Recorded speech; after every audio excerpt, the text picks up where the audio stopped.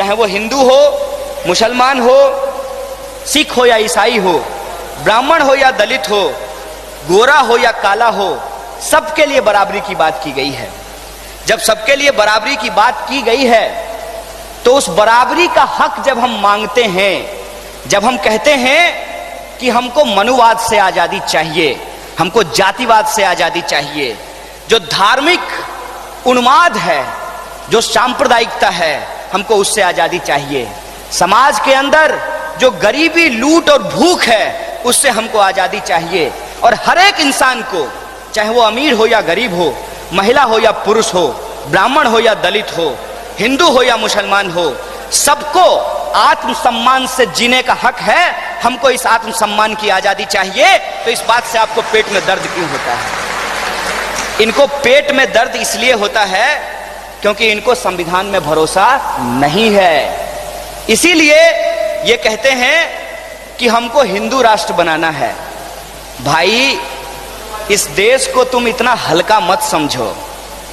जब तुम अंग्रेजों की चापलूसी कर रहे थे, जासूसी कर रहे थे, तब भी तुम्हारे खाकी चड्डी के भीतर जो भगवा रंग है उसको हमने देख लिया था। और आज भी देशभक्ति के नाम पर, राष्ट्रभक्ति के नाम पर तुम्हारा बगल बच्चा ध्रुव सक्सेना और उसके बच्चे पाकिस्तान की जासूसी कर रहे हैं, उसको हमने देख लिया है। तुम हमको देशभक्त साबित करो, ये हम जरूरी नहीं समझते हैं, लेकिन तुम गद्दार हो, कभी अंग्रेजों के लिए गद्दारी की, आज पाकिस्तान के नाम पे गद्दारी कर रहे हो, ये हम जरूर समझते हैं। और साथियों, एक ताजा मामला है, आप सब लोग टेलीविजन देखते होंगे। हालांकि टेलीविजन की दुनिया का अजब निराला है। मतलब आपको ऐसा दिखाया जाएगा कि आप एक क्रीम लगा लीजिए, आप गोरा हो जाएंगे। उसी तरीके से उस पे कुछ दिन पहले मोदी मोदी मोदी मोदी कर रहा था, आजकल जोगी जोगी जोगी जोगी कर रहा है। तो प्रधानमंत्री जी भी सोच रहे होंगे कि कितना बेईमान है, 3 साल में ही अपना रंग दिखा दिया। कल तक जो मोदी की प्रशंसा में जिनका कंठ नहीं सूखता था, बिना पानी पिए उनकी प्रशंसा में लगे रहते थे, आजकल अपना पाला बदल लिया है। और यहां तक कि योगी जी के बिस्तर में घुस करके कैमरामैन के साथ रिपोर्टिंग कर रहे हैं।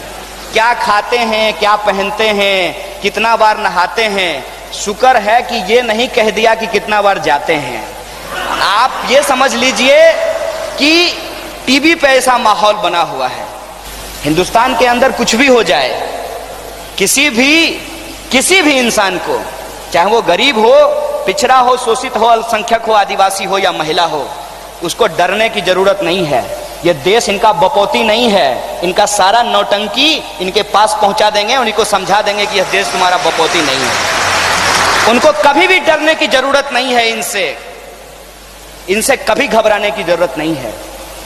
ये जो बार बार कहते हैं कि कोई भी आतंकवादी पकड़ा जाता है, उसको पकड़ करके हम चौक चौराहे पे गोली मार देंगे, तब हम लोग कहते हैं कि आतंकवादी पकड़ा गया है, आतंकवादी है कि नहीं है, और उसको क्या सजा मिलनी चाहिए, इसके लिए हमारा कोर्ट है।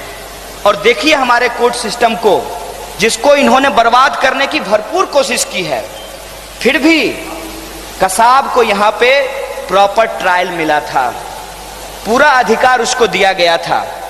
लेकिन पाकिस्तान के अंदर जो सिचुएशन है, उस सिचुएशन को लोग हिंदुस्तान के अंदर बनाना चाहते हैं। इसीलिए आप बार बार देखेंगे, जब आप न्याय प्रक्रिया को सुधारने की बात करेंगे, सरकार को सुधारने की बात करेंगे, सिस्टम को कानून के हिसाब से, संविधान के मूल्यों को समाज में लागू करने की बात करेंगे, सबको शिक्षा और सबको काम, सबको चाहिए आत्मसम्मान, इसकी बात करेंगे, तो आपको कहा जाएगा कि ये देशद्रोही है, इसको पाकिस्तान भेज दो। चिंता मत कीजिए, अगर हम लोग डर गए और यूनाइट नहीं हुए तो हिंदुस्तान को ही ये लोग पाकिस्तान बना देंगे। और क्या फर्क है हिंदुस्तान और पाकिस्तान में? हिंदुस्तान एक डेमोक्रेटिक कंट्री है। ये अलग बात है कि तमाम तरीके की गड़बड़ियां फैला करके इस डेमोक्रेसी को कमजोर करने की, इस संविधान को कमजोर करने की और इस देश के अंदर जो तहजीब है, जो एकता है, इस हॉल का नाम भी एकता हॉल है, उसको कमजोर करने की कोशिश की जा रही है। और यहां पे बार बार थियोक्रेसी को लागू कराने की कोशिश की जा रही है। उनकी तरह नहीं, उनके लिए तो आपके नल में अगर